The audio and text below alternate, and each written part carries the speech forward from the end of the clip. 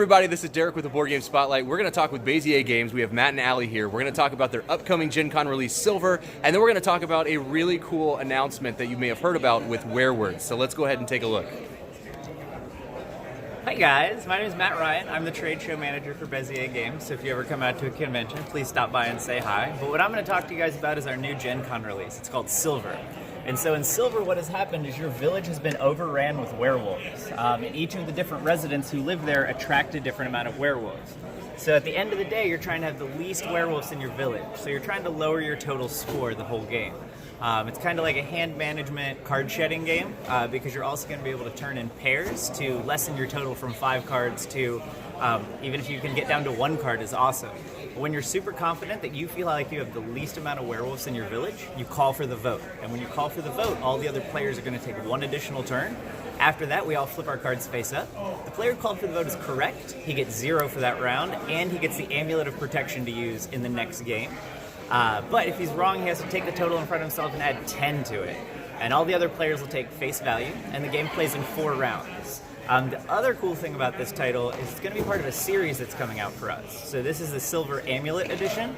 That's going to be our Gen Con release, but at Essen we're going to release the next deck in the series called Silver Bullet. And so with Silver Bullet, you'll be able to take the cards from A and B and mix and match them together to build your ideal set of cards, your favorite powers to use against each other, all kinds of cool stuff you'll be able to do. And we're really, really excited about that because we have lots of plans down the road to continue supporting this title because it's a lot of fun. That's awesome. So Matt, why don't you go ahead and show off some of the cards and kind of explain a general overview of maybe a turn, kind of like what we're shooting for here. So at the beginning of the game, all players have 5 cards, and they'll look at 2 of the 5. I always try to look at 2 adjacent ones just because it's easier for my brain to remember. I don't always have the best memory. But we'll go ahead and put them face up as if I had looked at those. So I would see that these 3 cards, I'll have no clue what they are unless I can draw a card that gives me a power to be able to view these cards. And so on your turn, it's an easy game to learn because you only have 1 of 2 options. You can take the face-up card from the discard pile and swap it with a card in your village, and then put whatever card you're swapping into the discard pile. Or you can take a card from the draw deck and secretly look at it. And if it's a card that has this symbol at the bottom, and it's also going to be right here on the corner of the playmat for you as well, that means if I've drawn it from the draw deck, if I discard it, I can use its ability. And this has a pretty good ability. I steal a card from an opponent and give them one of mine, and I get to view my new card. But I did see I had a 12, and so one of the cool things about this game is the way to get rid of cards is to match. So I may go ahead and keep that 12, so next turn I can take a card and say, okay, that's a bad example, it's another 12, so I put that there, and then next turn I would draw a card, that's a bad example, and I would say, okay, I'm going to turn in these 3, and they're the same, and I'll flip them over, and if they're the same, I've now lowered my card total to 3. Now, the funny part is, if I had made a mistake and I was like, I'm going to keep this card, these 2 are the same, and they're not, I'll have to add a 6th card in front of myself, which is really, really bad when you're trying to have the low total for the game. Absolutely. So we can expect to see this at Gen Con? Yes, this will be at Gen Con with this cool tray. We have Game Trays did an amazing job of putting together a really great tray for us. The other cool thing about the tray is you'll be able to use it for sleeved and unsleeved cards. So when you sleeve your cards, you just remove the piece of foam from the bottom of the box, and the sleeved cards fit in there just as perfectly as the unsleeved cards will. Awesome. All right. Thank you so much for your time, Matt. No problem. All right, we're going to come over here to Allie. How are you guys? How are you today? Doing awesome. All right, Allie, tell us about the news. Yeah, so we're excited to be here at Dice Tower and promoting Silver, but as well, we've got Werewords here. And Werewords has been out for a few years now, but for anyone who hasn't played it, it's a good chance to. We are nominated for Game of the Year this year against 2 other competitors, so we're really excited.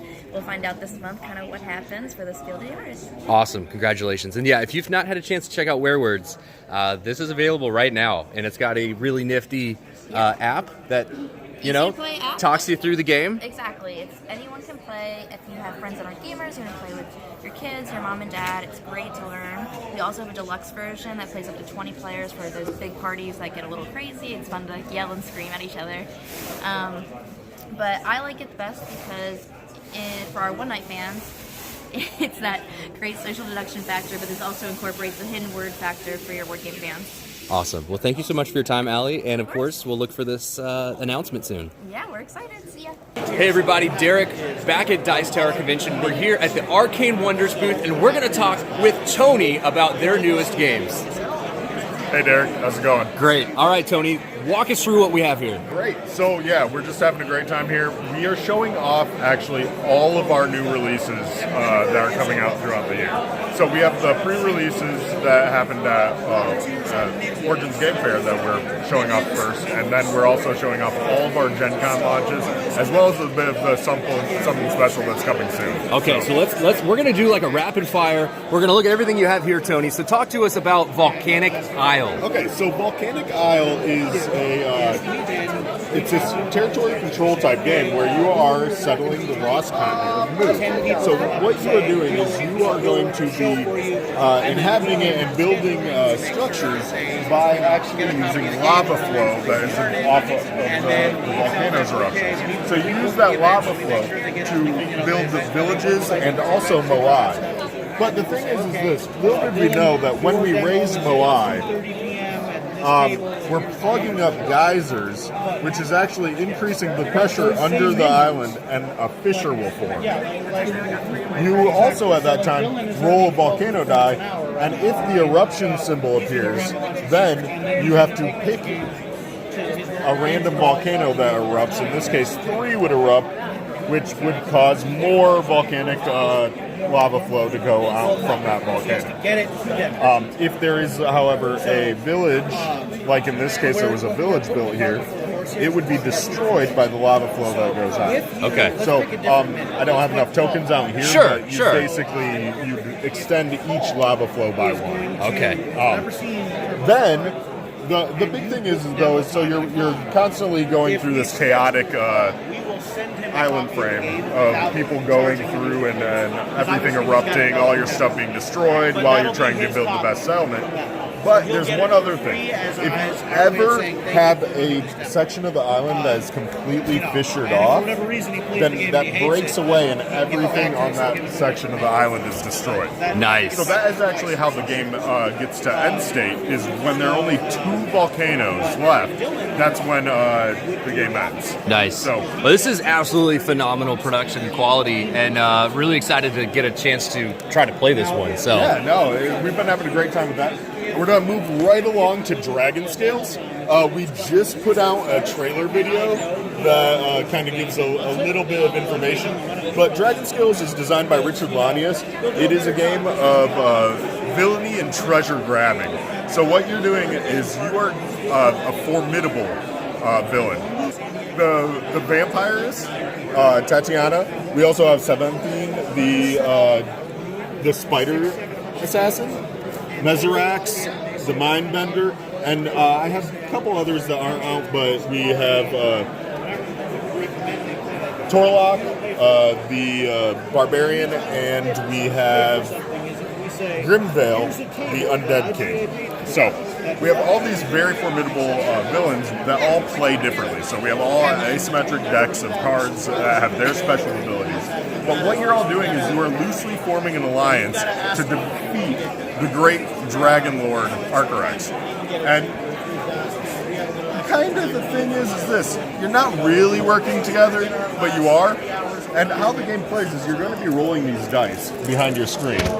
And they have a bunch of different symbols. The Dragon Rage symbol you have to set aside, but you have like attacks, defense, villainy, loot, and the flee icons. So basically what you do is you can reroll icons up to twice to get different things. And in this case, I have 3 villainy, 1 attack, 1 loot, and a wild, and a Dragon Rage, which I couldn't reroll. So I placed those dice in the number 1 slot, if I was the first player, for each of those. And let's say I did that, and the Dragon Rage was here. For each of those abilities. Everyone else would then place their dice, and when you have a dice, let's say, for example, they went out and they had 3. So the 3 diamonds would actually bump my diamonds down a slot. and based on the number of players that you have, so every action you're taking is a little bit of like backstabbery because you're taking the better actions away from the other people. Right. So you're fighting for control of those.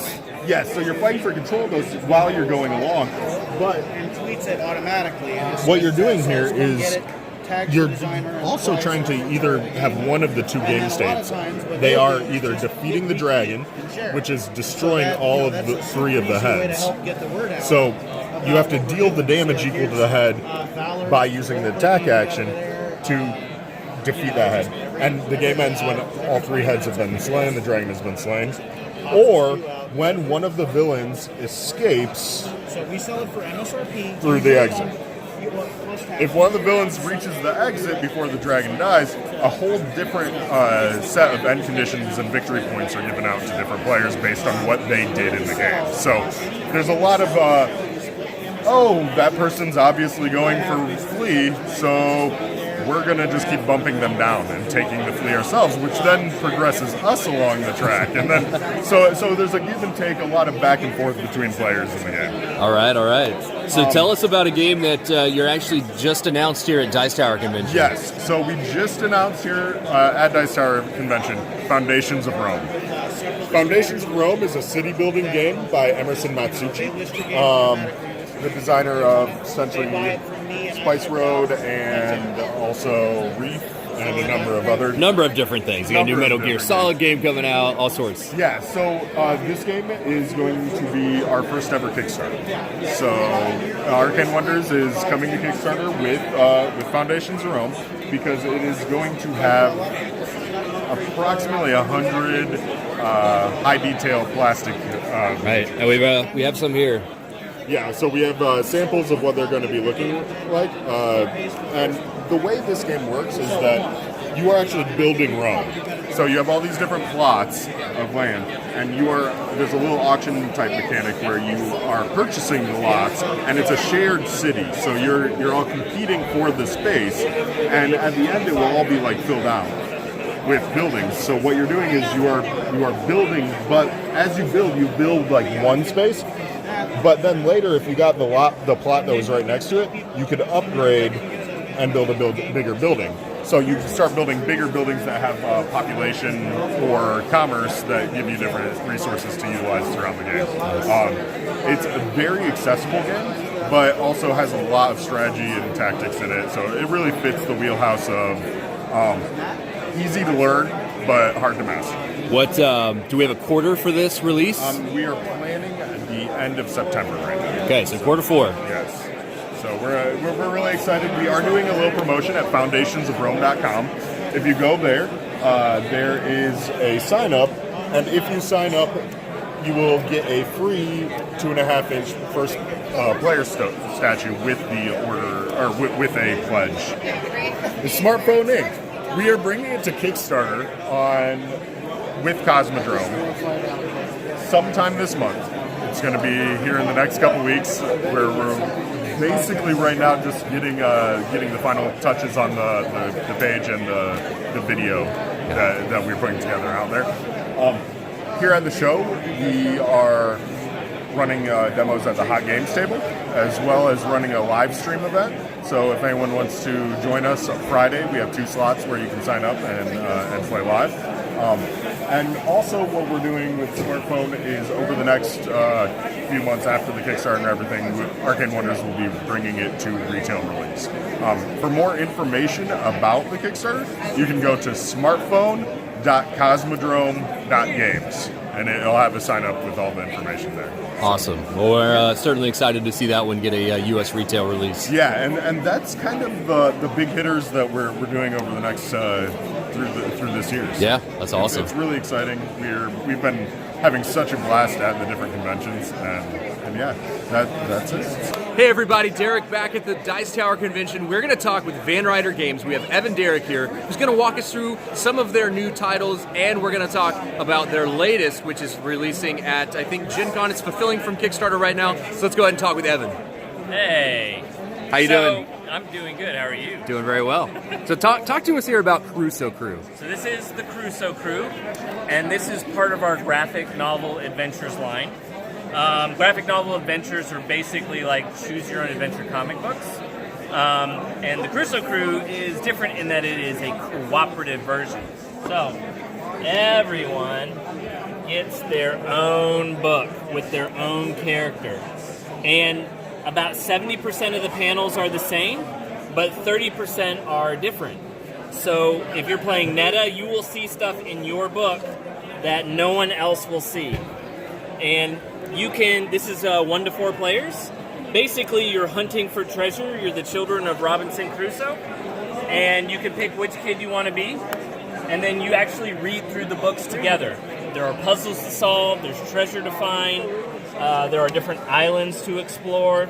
So, for example, here, if you want to check out this island, you would turn to panel 53 in your book. Let's see, where's 53? Right there. And now you're sailing up to this creepy Skull Island. Then you turn to 192 to go check out the beach, and you keep going from there. So the game has a lot of replayability. There's a number of different places to explore, and in any given session, you're never going to find everything, especially if you're choosing different characters.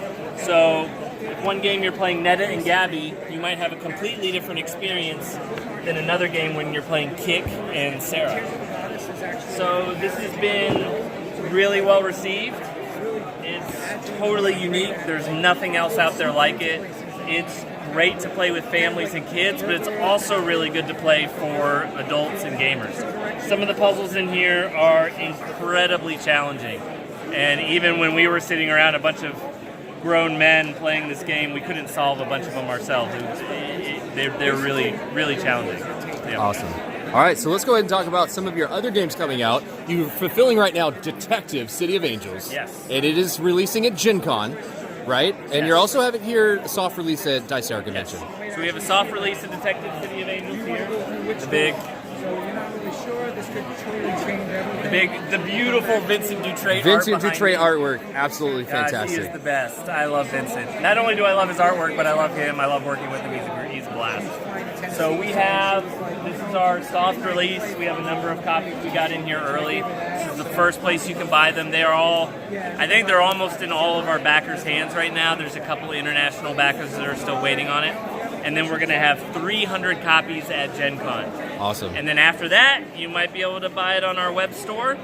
But it is not going into retail. Right. But I just heard the news that it's coming back to Kickstarter. Yes, we are launching a brand new expansion, and you will also be able to get all of this stuff if you didn't get on it on the first Kickstarter, and that is launching September 16th. Put it on your calendars. 1/6. Mark it down. So let's take a look inside the box. All right, so it is a big, very heavy box.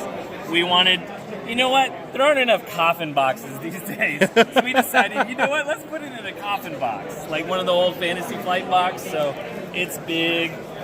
Let's see. It comes with, the base game comes with 9 different cases, and they all come in their own individual tuck boxes. So you got Murder at Sunset. I love writing these taglines. Was a blast. He came to Sunset for love, but found blood instead. They're all very noir-esque. This Yes. is set in the 1940s in Los Angeles. These are just some of the cases. Comes with our awesome little minis. This guy is brooding with a cigarette in his mouth. He's a brooding detective. The board. Let's talk about this board. Oh man, this is huge. Look at this layout. Board of Los Angeles. Now, this is actually a map of Los Angeles that was done in the 1930s. And Vincent punched it up, added a lot of cool details to it. But this is actually a period map of what Los Angeles looked like in the 1930s. Yeah, I live right around here Yeah. in Alhambra. San Gabriel Valley there. That's fantastic. So basically you're going around the city, you're investigating locations, you're asking suspects questions. And the thing about Detective that's different from all the other detective games, I love Chronicles of Crime, I love Poirot's detective game. Love Sherlock Holmes Consulting Detective. Those are all cooperative. You all play against the game. You work together to solve the mystery. And while Detective City of Angels can also be played cooperatively if that's what you like, it is actually intended to be played competitively. The detectives are working against each other to see who can solve the case first and get the glory. And not only that, but there is another player that we call the Chisel. And the Chisel plays against the detectives, and their job is to control the suspects and answer for them. So whenever you ask a suspect a question, all right, I'm going to flip through this real quick. We don't want to spoil Spoilers! anything. Spoiler alert. I'll put a tag. The Chisel has a huge grid like this that allows them to know all the different responses each suspect can give for any question. And the Chisel gets to choose whether a suspect lies or tells the truth. And so there's this psychological element where the detectives are not only trying to solve a mystery, as you normally would, but they're trying to figure out if they're being lied to by the suspects. And it creates a completely different feel. There's nothing else like it. It's 100% unique, and really adds a cool another dimension to the whole mystery-solving detective genre. So we worked on this for like 6 years. It has over 100,000 words in it. We made if you don't like playing competitively, which some people don't, there is this awesome sleuth case book which is a paragraph book. It's got over 1,000 paragraphs, and you can play all the cases solo if you want to. So this is the biggest game we've ever made. We put more love and attention and detail into it than anything else. It was an absolute passion project. Vincent's art is period. It's beautiful. When you open the box, it's an amazing box opening experience. And if you like mystery solving games, then you absolutely have to have this. There is nothing else like it, and you will not be disappointed. All right, Evan, thanks so much for your time and for showing off your newest games. Yeah, man, thank you. Hey everybody, it's Derek with the Board Game Spotlight. We're back at Dice Tower Convention. We're going to talk with Colin and Luma, and we're going to talk about their newest games coming out at Gen Con and some things that were released at Origins. Hello. Hey Colin, how are you this morning? I'm very good, thank you. All right, so why don't you talk us through your booth and tell us about the games that are coming up. Sure, so we've got 4 games out here. The first one over here is a sneak preview of Similo. This is Fable's version of Similo. And this will be coming out a little after Gen Con, but we'll be doing demos of it there as well. This is one of the upcoming games from Horrible that you know from Railroad Inc., that you know from Dragon Castle and Potion Explosion. Great little bite-sized game. The whole idea here is that as a cooperative deductive game, you are trying to figure out which of these 12 cards is the one the clue giver is trying to get you to guess. But the only way they can communicate with the other players is by playing other character cards, either face up or landscape style, to say whether their card is similar to this or dissimilar completely. Quick playing, about 5-10 minute little deductive game. You just shuffle up a 30-card deck, put out 12. Very quick. We're expecting good things from this one. Horrible's been really hitting it out of the park lately. We do also have Colors of Paris now. This recently did very, very well at Paris Ludique in France. This is from Super Meeple, and this is their first original design. So this is a game where, as a light worker placement, you are competing to put out several orders in the style of famous French painters like Van Gogh, Manet, Cézanne. And as you place your different workers on the board, what you're trying to do is either increase your pigments, improve your different skills, and generally try to paint these paintings. The game's going to end as soon as one player has completed 2 paintings or gathered up several of those black resource cubes. It plays in about 60 minutes. We're doing a pre-release at Gen Con, but if you aren't able to make that show, it will be out a little later in the fall, end of August, perhaps end of September, that range. Now over here, this is the first game from Synapse Games. This is Incubation by Carl Briere. And this is just an adorable little market game where you're trying to raise and hatch dragon eggs. You're going to be rolling a couple of dice with some Yahtzee rules to try to generate resources, either the fire or the water you need to comfortably hatch and incubate your dragon eggs. And this is going to be a game where you're going to get the most points if you can hatch enough eggs, but also if you can create certain sets. And those are going to be objectives that change from game to game. So it's a nice light entry point, and this is going to also be available as a pre-release at Gen Con, like Publish of Paris, and then it'll be available again end of August, end of September for those that can't make Gen Con. And then finally, you know it and you love it, this is Ankama's cute little hit right now. This is Draftosaurus. This is from the French super team of Balza, Lebras, Maublanc, and Rivière. And this just released. We were showing it at Origins, and people were very hyped for it. We're very excited for people to play it some more. Yeah, get in on those meeples. Look at these. Look how cute they are. Love them. So this is going to be available now at your friendly local game store. It's available here. We'll have it at Gen Con. We will play this until you are sick of us playing it with you. We're guessing not anytime soon. So that is going to be the 4 we're showing here at lovely Dice Tower Con. We have a few other items just in the booth, but those things are what we're very excited for in the next couple of months. Awesome. Colin, thanks so much for your time. Thank you so much, Derek.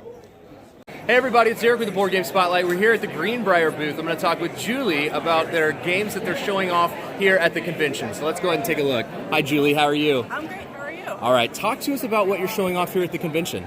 All right, down the line? Sure, what do we got here? All right, we got so many games. So let's talk about what's really, what people have been really coming here for. Folklore the Affliction. So we have Folklore out, and of course our next expansion will be coming out beginning of next year. So the core game is our RPG in a tabletop format. You have your storybook that acts as your GM. Your characters are already preset, and it's a gothic fantasy horror setting. So people are pretty excited about seeing it and playing it still, which is great, which means expansion coming out. Still going to be excited to see it. Champions of Horror is our adventure miniatures game. Which we have on the table. Which we do have on the table. So we'll be looking at it in a minute. So you've got miniatures on a map. They are different characters from weird, funky worlds, and they are trying to fight monsters, close rifts the monsters are coming out of, and in general, save the universe. You know, like you do. Okay. Of Dreams and Shadows is our dark fantasy MMO style game. So you pick your character, you pick your boss, and then you're spending your time trying to level up, but also stop the evil before it spreads too much. And then you have a boss fight. And like any good game with a boss fight in a video game, you either did a great job leveling yourself up and balancing that with stopping evil early on, or you didn't and you get smushed flat. Then we have Helios Expanse. Helios Expanse is our game that is like a 4X experience, but you play it in under an hour. And I do mean under an hour. Okay. I mean a half an hour to 45 minutes. I don't mean an hour and 20 minutes under an hour. So what you're doing is you are traveling, you're making colonies, you're researching and going up a technology track, training to go up your military track, and then of course using all those skills to smush the competition. It's Fantastic. super friendly, super, no. And then, of course, we've got all our other games that we've had for a while. You've got Grimslingers, you've got Overseers, Barbarian Battlegrounds, and our Ninja Dice. Ninja Dice. All right, why don't you talk to us about Champions of Horror, because it's on the table here, so everybody can kind of get a sense of what we're looking at. This is a very big game. It's got a lot of table presence. So as you can see, you have all these different worlds that all the different characters have come from. And each world has their own deck that has monsters that are coming out of rifts and then events that happen. What you are doing as a character is you have your own separate deck of cards. So you are playing either from, let me flip it around, from in hand, you're going to play a card and play it to the board. So for this one, saying moving up to 2 spaces, I would then put it on the board, and that shows me that I have now played that card this round, and I'm going to move my 2 spaces. So 1, 2. Hey, I'm on a rift, and those need to be closed so monsters can't come out of them. So then I'm going to level up 1 blue, which is the object of the game, because I'm trying to get all my cubes up and level up all 3 energies. And then I can roll and spend spirit to offset that roll to close the rift and gain 2 more. Or I could be like, hey, that was great. I feel a little bit better about blue. Maybe I'm going to go fight a monster and move on and start doing that as well instead. Okay. So we got these awesome, look at these monster miniatures. These are like Dream World scary things. Like, it's what is going on here? It's like, nightmare fuel here, Julie. This is totally 100%. So each of them, it's kind of fun because a lot of them are tied into the storyline of the different worlds. So this is Ophion, and he is a scientist, and he was a good guy. But he made some poor life choices, and that turned against him, as things do in this world. And so he went dark. He became a scientist and started experimenting, and one of his experiments is actually Persephone here, who's this tree little girl whose nightmares manifest, so she doesn't attack you, her nightmares do. That's so if you're fantastic. playing her, you're constantly skirting the edge of being around the monster so that you can become terrified, so that your monster can then counterattack. That's cool.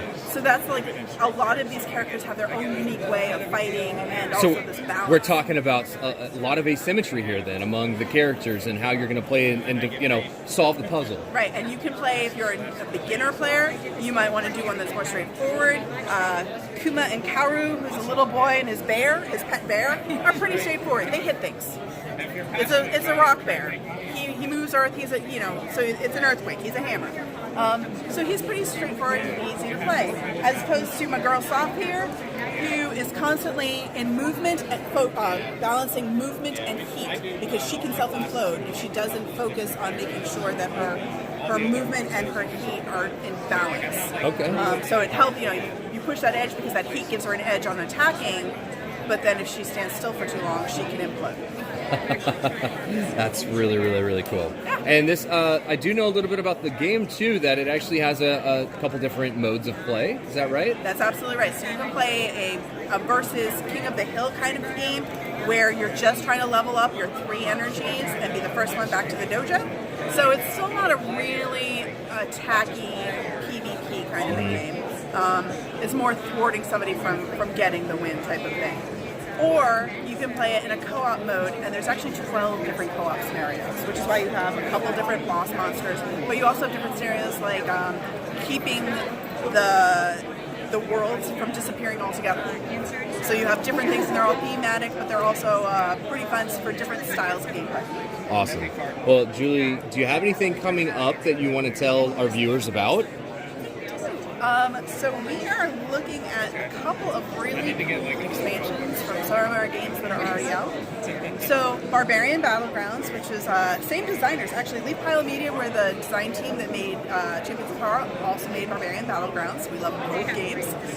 Stylistically very different, but full of very silly puns for both of them, oddly enough. Yes. Barbarian Battlegrounds is going to get an expansion, which will add 2 more players to the count, so you can have up to a 6-player game. You're going to have orange owl bears and purple pandas added into the mix. Owl bears. So they're going to be coming up soon. And then Vengeance. So Vengeance came out a couple years ago. We partnered with Mighty Board to make it happen. We partnered with them for a couple of different games, mostly for their miniatures, but Vengeance is one that we actually brought to the United States.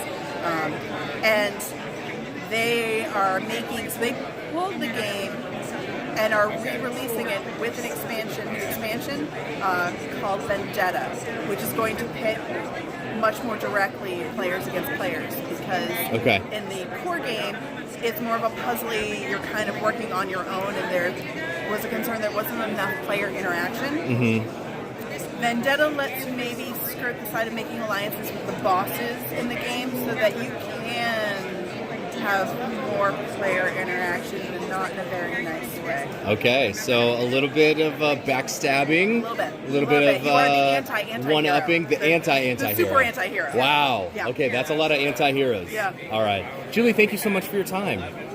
I appreciate it.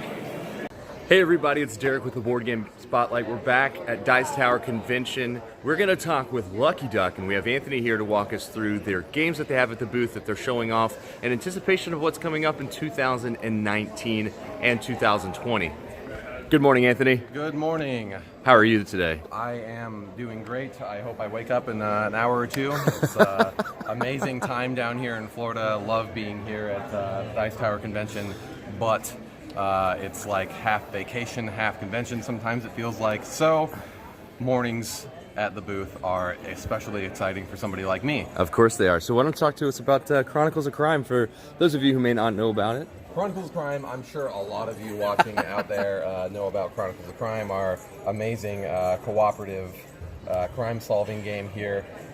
This week, we've had some exciting news here at Dice Tower for Chronicles of Crime. We have taken home Dice Tower Awards for the 2018 Most Innovative Game and the 2018 Best Cooperative Game. So we're very, very proud of that here with trophies on the booth so we can share those awards with our fans and share in our excitement. So, all right, so talk to us about It's a Wonderful World. What do we have here? It's a Wonderful World here. We are publishing this in North America on behalf of, I'm going to butcher this, unfortunately Vincent's not here with us to speak proper French. La Beau de Jeu. Vincent, I'm so sorry. It's a Wonderful World is a really, really streamlined, excellent drafting, resource allocation, tableau building game. What we're doing here is in a dystopian future, we're trying to switch that around and rebuild society in the image of our chosen nation, the nation that we're playing. So what we have here is a nation card. Every turn it's going to generate X amount of resources, and I score victory points, 2 points for example, as that card shows for every one of these yellow suited cards, the symbol here that we have here. So I'm kind of building my tableau in that fashion. So what we do is we draft out. It plays in 4 rounds. It's a 7-card draft. After the round of drafting, we do some resource allocation, and it goes in order. That's kind of why this board looks like an arrow here. So we draft 1 resource at a time. Whoever drafts the most resource, the most of that resource on their turn is also going to get a victory point token. Some of those are also used in construction of the cards that we have here. After we're gathering resources, or right as we're gathering resources, we can build as we're getting. We can add cards to our tableau. So as rounds goes on and we do more resource drafting here, we're going to increase the amount that we're pulling every turn, and that's going to help us add to what we need to build further things in our building queue. It's a really great game. I've played a whole lot of demos here at the con. People are absolutely loving it. So we're excited to bring that to you soon. All right. Little shout out to Ganymede for those of you who haven't played it or don't know anything about it. Jump on it. It is a space engine builder. It's got a wonderful theme, and it's quick, and it's got a lot of really fun decisions in that one. So talk to us about Paranormal Detectives. Paranormal Detectives we are very, very, very excited about. This is going to be our Essen release this year. So for those of you who don't know when Essen Spiel is, expect this to be in your friendly local game stores around the 3rd week of October. We should have that available for you. Paranormal Detectives is a competitive game in which a group of paranormal investigators are trying to figure out how another player who is assuming the role of the deceased or a ghost has died or has been killed. We don't know if it was an accident, it was a murder, anything like that. So it kind of makes light of a pretty serious and dark subject, and it does it in really, really fun and interactive ways. So the ghost here, again, like I said, it's the competitive game. The ghost goal is to get somebody to figure out exactly what happened to them. The player's goal is to figure out exactly what happened to the ghost. Whoever gets the answer perfectly correct or gets the most accurate answer wins. So what we're trying to figure out here is who, why, where, how, and what, or a weapon or device here. So what we're looking at is a prototype, but we will have probably more final things to show off pretty soon, but let me show you some cards here. So for example, on a turn, if I am playing one of the investigators, and Derek is our ghost here, I'm going to ask Derek on my turn, Derek, who killed you? And Derek can only answer me in the fashion described on the card that I'm going to play, because I'm going to start the game with a hand of cards. So this card here says that the ghost draws with my hand. What that means here is we have a little whiteboard. Derek has to hold my wrist while I'm holding a pen, just my wrist, not my hand, and he has to make me draw something We're gonna do it here. What are we gonna draw? You just have to hold my wrist. Oh, and if the just the pen wrist? leaves that, or if you leave my wrist, we're not drawing anything good. Okay, everybody knows what that is, right? It's a pretty good drawing. So good work. We've got a good ghost here. So I don't know what Derek's trying to tell me, but That could have been the weapon. I don't know. it could have been the weapon. It might have been. So other activities here, the ghost can play up to 3 tarot cards. There's a tarot deck in the game. So you can try to answer a question such as, where were you killed? With the 3 tarot cards. One of the most interesting ones for me is the ghost draws the answer with their finger on your back. So there's 2 touch activities, and just 2 touch activities in this game. I want to mention this because I know we have a lot of touch-averse players. Sometimes I'm one of them. I'm just having one of those days where I don't like my friends or gamers or anything like that at a convention touching me. That's okay. These 2 touch activities are baked into the rules in a way that if you're touch-averse, we allow you to do something in place of that. So That's good. Either way, That's great. it's a highly, highly interactive game. It kind of feels like a Mysterium-esque party game. But competitive instead of the cooperative experience. So that's why we have the blinders here, so the other investigators can't see your answers. And there's a whole lot of interactivity in this game. We're really proud of how it looks. The artwork is gorgeous. And so far, we've seen nothing but amazing reactions at Dice Tower Con here and everywhere else we've had the opportunity to show it so far. So we're really, really excited to tell you guys more about that soon. Awesome. Well, Anthony, thank you so much for your time today, and we look forward to seeing what else Lucky Duck has for us. Great. Thanks, Derek. Thanks, guys. Hey everybody, it's Derek with the Board Game Spotlight. We're back at Dice Tower Convention hanging out with Kolossal. We're going to talk with Travis Chance about the games they have coming out to Kickstarter and to retail. Hi, Derek. Hi Travis, how are you? I'm good. It's Sunday, man. The grind, are you feeling it? Sunday Fun Day. Yeah, this is a long show. It's kind of like Origins. It's like 5 days or something. so- Right. A little bit low-key though. I mean, Yeah. not as crazy, but it's Not long. as crazy, yes. We're kind of self-contained in a resort. Could be worse. All right, so Travis, talk to us about what you have here at the booth. So we got Hunt the Ravager. This is the next Kickstarter we're doing. It'll be a little later this year. August is what we're shooting for. This is an interesting take on hidden movement. It's card-based, first of all. So you have a modular map, and it plays 2 to 4. Each player count 2, 3, and 4 players has slightly different rules, which I think is pretty neat.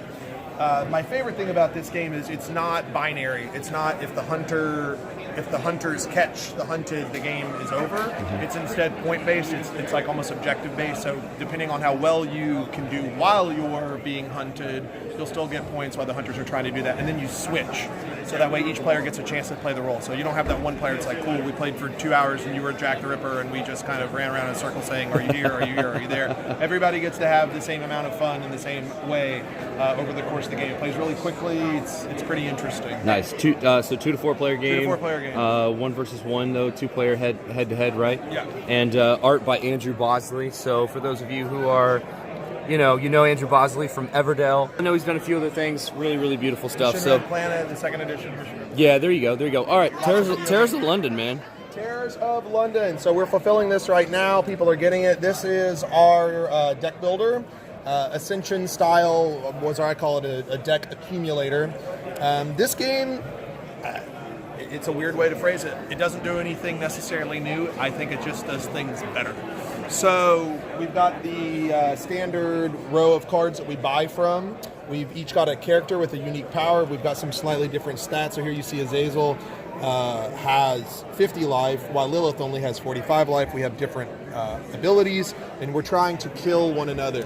The things that are different in this game, firstly, money is the more scarce resource, while damage is the more abundant resource, which means the game is always moving forward. It's not this feeling of every turn I'm just going to buy something and ping you, buy something and ping you. It's like, no, you're going to build up a snowball of death and someone is going to lose the game, and it's going to happen a lot quicker than it does in a lot of other deck builders of this type.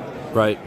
Another thing that I think is really cool in this game is that the combo mechanism like that you'd see in Legendary or Star Realms, where normally you're incentivized to buy cards of your faction. You're incentivized to go wide in this game. Let me actually pick. Okay, here we go. So you can see here, this character is undead, this character is a spirit, and if you connect them, then they form a horde. When you form a horde, you choose one of these abilities and you get to trigger it, and then you can add to that horde.